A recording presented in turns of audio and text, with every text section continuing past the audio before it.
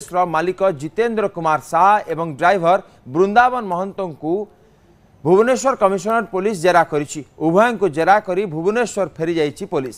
सेमानंकु किए गात खोलिबा को कहला, केउ उद्देश्य गात खोलिबा को कहा जाइथिला, एने जेसीबी मालिकंकु पचरा उचरा करा जाइछि।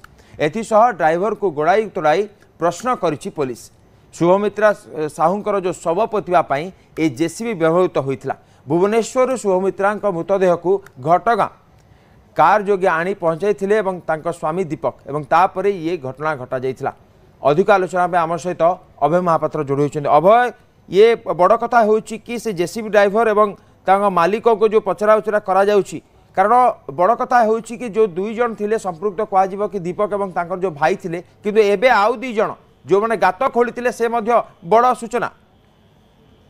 देखु लेडी ट्राफिक कॉन्स्टेबल शुभमित्रा साहुंकर हत्या घटना कमिशनरेट पुलिस गतकाली घटगां थाना अंचल पहुंची कमिशनरेट पुलिस गोटे टीम जाई जो जेसीबी मेसीन शुभमित्रा शव को से थाना अंचल कुसुमपुर अंचल खोली जेसीबी मेसीन मालिक एवं ड्राइवर मालिक है जितू शाह और ड्राइवर बृंदावन महंत को थाना को डाकी दीर्घ समय धरी जेरा करते कमिशनरेट पुलिस तरफ सूचना मिली।